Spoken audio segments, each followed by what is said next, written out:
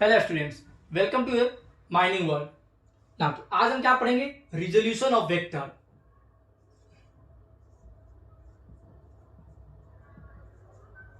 Resolution of vector, ठीक है। Last class में क्या हुआ था?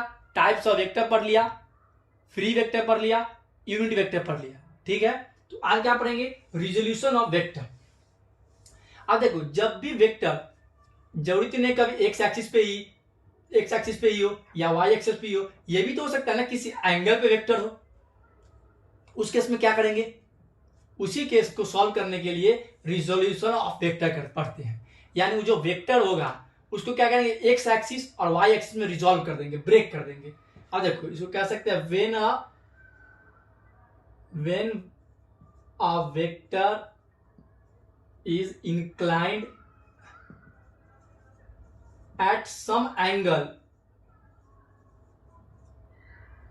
then it is resolved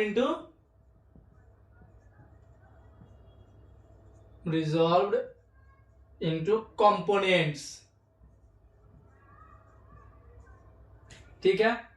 और ये कैसे कंपोनेंट होंगे, जैसे कि एग्जांपल लेते हैं, फिर मैं डिटेल समझाता हूं।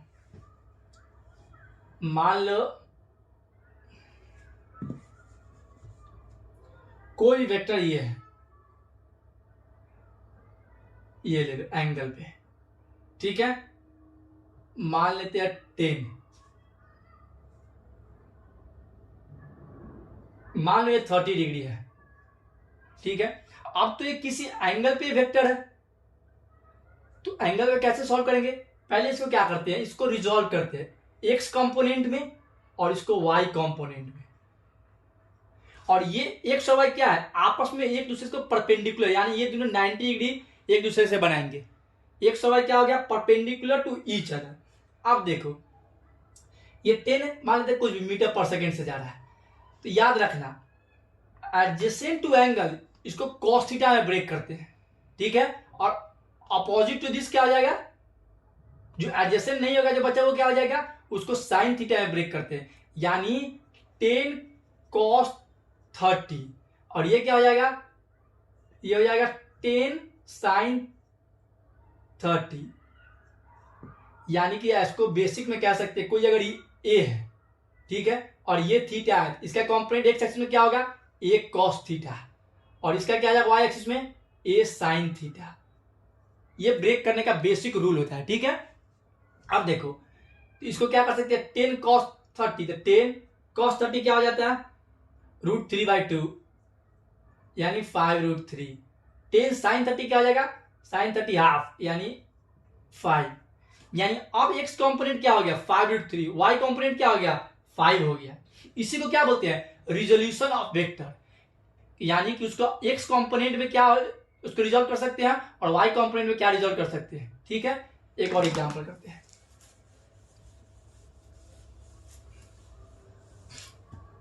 मान लो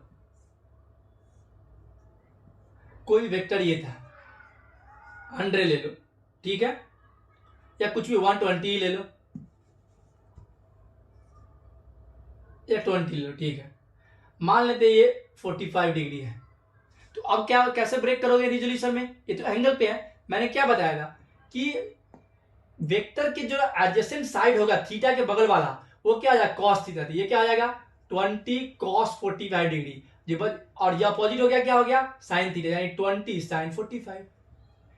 यही रिजोल्यूशन हो गया, रिजोल्यूशन ऑफ वेक्टर, ठीक है।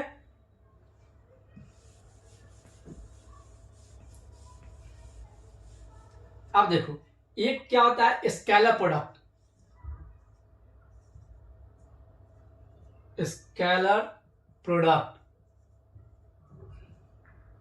स्केलर प्रोडक्ट क्या करता है, अगर दो वेक्टर का मल्टीप्लीकेशन करने पे, ठीक है, दो वेक्टर का मल्टीप्लीकेशन करने पे अगर आंसर स्केलर आता है तो वो स्केलर प्रोडक्ट होगा, ठीक है। दो वेक्टर का अगर मल्टीप्लाई करते हैं और आंसर अगर स्केलर आ गया तो क्या होगा, वो स्केलर प्रोडक्ट। अब क्या हो गया, वेक्टर प्रोडक्ट। दूसरा क्या हो गया, वेक्टर प्रोडक्ट। अब स्केलर में क्या था, अगर दो वेक्टर का प्रोडक्ट करते हैं, अगर आंसर स्केलर आ गया तो स्केलर प्रोडक्ट हो गया। ठीक है, तो वेक्टर प्रोडक्ट, अगर दो वेक्टर का प्रोडक्ट अगर वेक्टर में आया तो वो क्या हो जाएगा, तो वो वेक्टर प्रोडक्ट हो जाएगा। ठीक है, अब देखो तो डिफरेंस समझिए, दो वेक्टर का प्रोडक्ट करेंगे, अगर वो आंसर स्केलर आ गया स्केलर प्रोडक्ट, दो वेक्टर का प्रोडक्ट करेंगे, अगर आंसर वेक्टर में आया तो वेक्टर प्रोडक्ट हो जाएगा। ठीक है, अब देखो बेसिक, आप जो पता चल गया स्केलर प्रोडक्ट, स्केलर प्रोडक्ट को ही डॉट प्रोडक्ट बोलते हैं। इसको क्या बोलते हैं, डॉट प्रोडक्ट। और मैं बताता हूं डॉट प्रोडक्ट क्या होता है। और वेक्टर प्रोडक्ट क्या होते बोलते हैं, क्रॉस प्रोडक्ट। स्केलर प्रोडक्ट क्या बोलते हैं, डॉट प्रोडक्ट। वेक्टर प्रोडक्ट क्या बोलते हैं, क्रॉस प्रोडक्ट। अब देखो multiplication of vector, multiplication of vector, multiplication of vector क्या हो गया, आइए मैं बता, एक स्केलर प्रोडक्ट, इसको क्या बोलते हैं, डॉट प्रोडक्ट।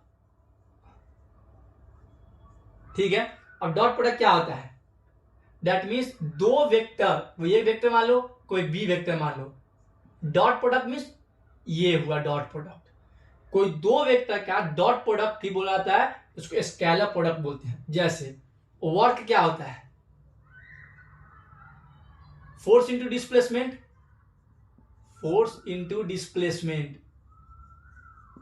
ठीक है, वर्क क्या हो गया, फोर्स इंटू डिस्प्लेसमेंट, यानी इसको बोल सकते हैं वर्क इक्वल टू कोई फोर्स वेक्टर हो गया और डिस्प्लेसमेंट भी वेक्टर है, तो यह dot work equal to F dot S, इसको क्या बोलते हैं, डॉट प्रोडक्ट।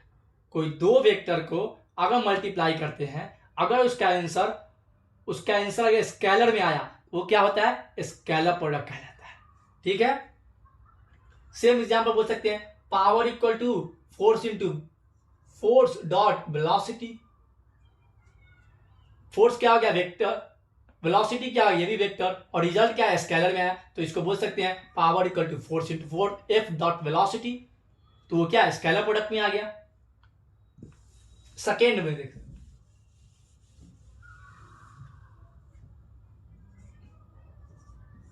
सेकेंड क्या हो गया, वेक्टर प्रोडक्ट।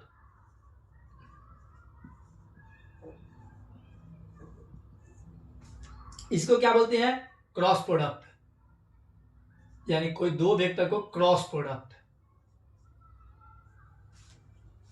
अब जैसे एग्जांपल लेते हैं टॉर्क, टॉर्क का फॉर्मूला क्या होता है, force into perpendicular distance, force into perpendicular distance. ठीक है, अब देखो टॉर्क क्या है, पहले बता, फोर्स क्या है, एक वेक्टर है। ठीक है, और ये जो डिस्टेंस क्या होता है, डिस्प्लेसमेंट भी जाएगा, डायरेक्शन भी रहता है, इसको क्या हो गया, ये भी एक वेक्टर है। और इन दोनों को जब तुम प्रोडक्ट करोगे, ये टॉर्क जो था वो भी वेक्टर में है, यानी टाउ इसका सिंबल है। यानी कि देखो पिछले में स्केलर में क्या था, दो का जब डॉट किए थे तो रिजल्ट स्केलर आया था, अब यहां पे दो का प्रोडक्ट करोगे तो रिजल्ट इसका वेक्टर में आ रहा है। दैट मीन्स कि एफ क्रॉस आर, यानी कि ये क्रॉस प्रोडक्ट हो गया, इसीलिए इसको वेक्टर प्रोडक्ट बोलते हैं, क्योंकि रिजल्ट जो आंसर आया किसमें आया, वो वेक्टर में आया। That's why it is known as vector product. ठीक है, अब देखो स्केलर प्रोडक्ट में क्या था, मान लेते हैं कोई दो vector A dot B, scalar product में इसको B vector dot A vector भी बोल सकते हैं, ये बात है, इसको एक्सचेंज कर सकते हैं स्केलर में। लेकिन क्या A dot A cross B, B cross A बोल सकते हैं क्या, स्केलर में तो पॉसिबल है, क्या वेक्टर में पॉसिबल है, नहीं। क्यों, जब तुम ये ऐसे करोगे तो एक डायरेक्शन इसका चेंज हो जाता है, क्योंकि इसमें तो डायरेक्शन है, यानी एक को अगर अपोजिट करते हैं, अगर मान लो ऐसे था बी, अगर इसको अपोजिट मीन्स इसके डायरेक्शन भी चेंज होगा, अब इस डायरेक्शन में हो गया, इसलिए माइनस बी हो जाएगा, ये याद रखना। डायरेक्ट ये नहीं कि ए डॉट बी डॉट ऐसे नहीं कर सकते, ए क्रॉस बी तो बी क्रॉस ए नहीं, इसका डायरेक्शन चेंज हो जाएगा, ये याद रखना। यहाँ पे बी ना होके माइनस बी हो जाएगा। ठीक है, अब देखो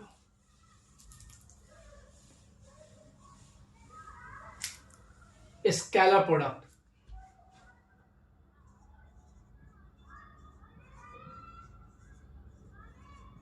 स्केलर प्रोडक्ट, मान लो कोई दो वेक्टर है ए डॉट बी, स्केलर का डॉट ही होता है, इसको हम लोग क्या लिख सकते हैं, ए बी कॉस थीटा।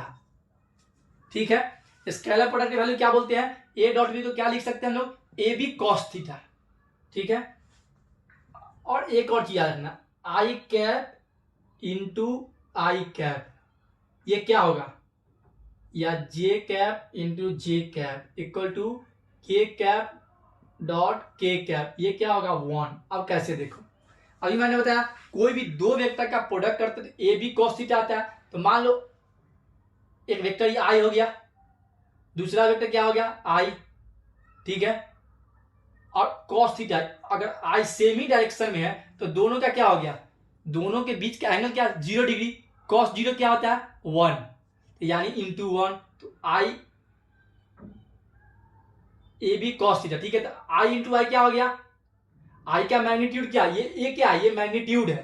तो अब देखो आई का मैग्नीट्यूड मैंने बताया था कि यूनिट वेक्टर का हमेशा मैग्नीट्यूड 1 होता है, यानी 1 इंटू 1 इंटू आई कॉस 0 क्या हो गया 1, 1 इंटू 1 इंटू 1, दैट मीन्स 1 ही आया। अगर आई के लिए सेम आएगा तो सेम जे के लिए भी आएगा, सेम के लिए, क्योंकि दोनों में के इंटू के डॉट क्या होगा, दोनों का एंगल तो अभी भी 0 डिग्री है, दैट मीन्स कि I dot I into J into के क्या हो जाएगा, वैल्यू 1 ही आएगा। ये बात रिमेंबर रखना। बाकी सब क्या हो जाएंगे, आई डॉट जे मान लो।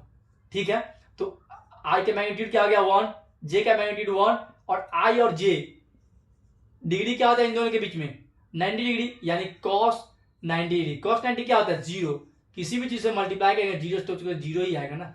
दैट मीन्स सेम अगर हुआ तो मल्टीप्लीकेशन में 1 आएगा, बाकी में जितना भी आएगा, क्योंकि परपेंडिकुलर एंगल क्या 90 डिग्री बन जाएगा बाकी के बीच में, तो वो 0 में कन्वर्ट हो जाएगा। ठीक है, जैसे कि एग्जांपल लो,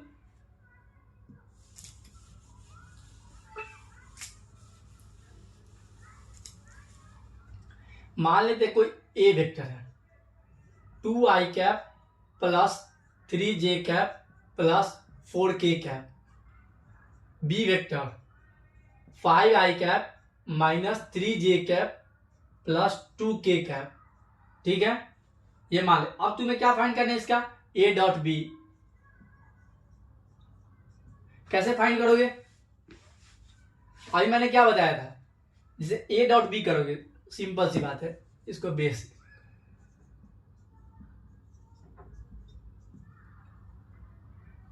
2 आई कैप प्लस 3 जे कैप प्लस 4 के कैप इंटू 5 आई कैप माइनस 3 जे कैप प्लस 2 के कैप, ऐसे ही मल्टीप्लीकेशन करोगे।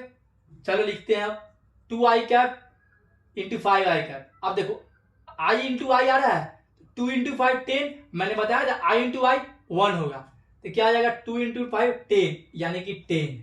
अब देखो 2 इंटू 3 तो 6 होगा, लेकिन आई इंटू माइनस जे, मैंने क्या बताया था आई इंटू आई तो 1 होगा, बाकी कुछ भी आएगा तो बीच में क्या होगा, आपस में 90 डिग्री बन रहा है, यानी वो 0 से मल्टीप्लाई हो जाएगा, तो ओवरऑल वो 0 कर देगा। यानी आई को आई से करेंगे तो 1 आया है, तो बचेगा सिर्फ 5 इंटू 2 10, 10 इंटू आई 1, यानी 10। बाकी इसको जे से मल्टीप्लाई करे या के से मल्टीप्लाई करे तो ये तो 90 डिग्री बनेगा, यानी कि 0 कर देगा, तो बाकी इन दो का वैल्यू 0 आ जाएगा, 0 प्लस 0। अब देखो 3 इंटू आई, जे तो सिंपल चला जे इंटू आई, तो ये 0 कर देगा, सिर्फ जे इंटू जे का वैल्यू आएगा, बाकी 0 हो जाएगा। तो 3 जे इंटू माइनस 3 जे, तो 3 इंटू माइनस 3 माइनस 9, तो माइनस 9 हो गया। ठीक है, बाकी दोनों का 0 हो जाएगा। ठीक है, तो 0 वाला हटा देते, दैट मीन्स जो सिर्फ आई का है, जो सेम कंपोनेंट है वो रहेगा, उसी से मल्टीप्लाई होगा, बाकी का 0 हो जाएगा। अब देखो अब के को सिर्फ के से मल्टीप्लाई फिर होगा, तो 4 इंटू 2 8, और के मल्टीप्लाई बाय के मैंने क्या बताया था, डॉट प्रोडक्ट करेंगे तो 1 आता है, तो 4 इंटू 2 8, 10 प्लस 8 18 माइनस 9, तो 9 आंसर आ गया। तो ए वेक्टर डॉट बी वेक्टर कितना आ गया 9। तो ऐसे डॉट प्रोडक्ट निकालते हैं, ठीक है।